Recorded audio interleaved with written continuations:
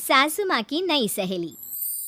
प्रिया kitchen में चाय बना रही होती है और सुमन ड्राइंग रूम में बैठकर मजे से टीवी देख रही होती है। तभी दरवाजे की घंटी बजती है। प्रिया, जरा देखना तो कौन आया है। देखती हूँ मम्मी जी। प्रिया दरवाजा खोलती है तो सामने पड़ोस वाली विमला आंटी खड़ी होती है। नमस्ते आंटी जी, कैसी हैं आप? मैं तो बिल्कुल ठीक हूँ बेटा, पर तेरी सास को क्या हुआ है? आजकल कहीं दिखती ही नहीं है। जब देखो तब टीवी के आगे जमी रहती है। अंदर तो आइए आंटी। अरे ओ दीपक की अम्मा, कहाँ हो? अरे बिमला, आओ आओ, क्या बात है, बड़े दिन बाद याद आई तुम्हें मेरी। मैं तो हमेशा ही तुम्हें याद करती हूँ, पर तुम ही गायब रहती हो और आजकल तो बाहर भी नहीं आती जाती। तबीयत तो ठीक है ना तुम्हारी? अरे तबीयत को क्या होना है, इस उम्र में तो कुछ ना कुछ लगा ही रहता है। मेरी छोड़ो, तुम ये बताओ कि क्या चल रहा है गली मोहल्ले में।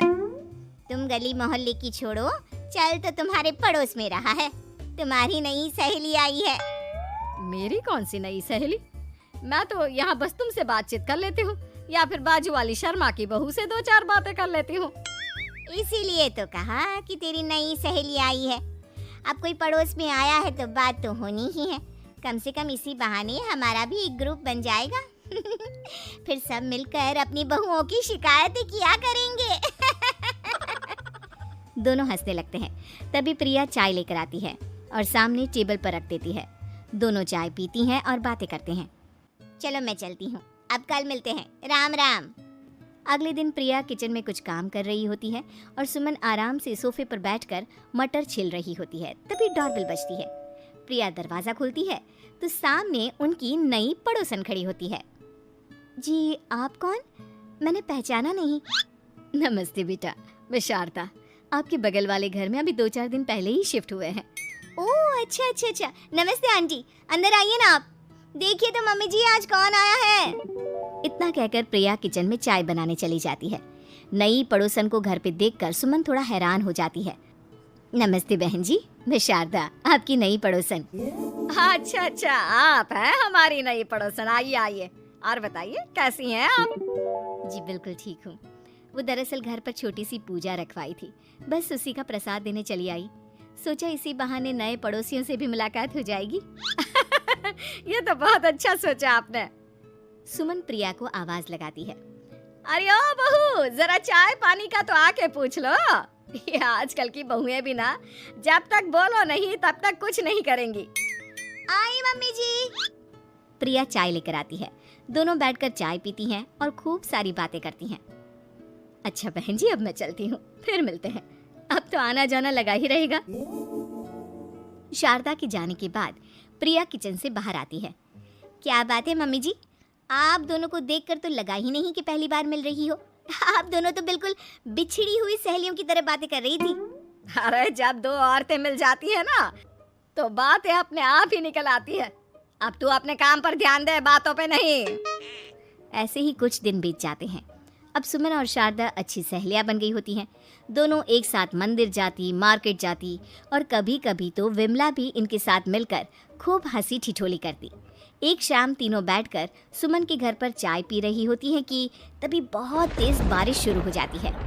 सुमन जोर से प्रिया को आवाज लगाती है।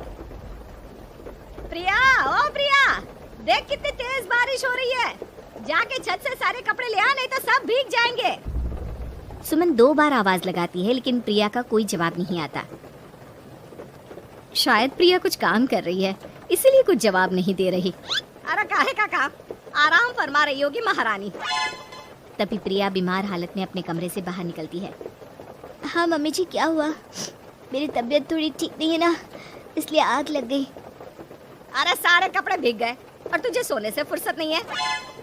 सबके सामने सुमन के मुंह से ऐसी बातें सुनकर प्रिया उदास हो जाती है और छत से कपड़े उतारने चली जाती है।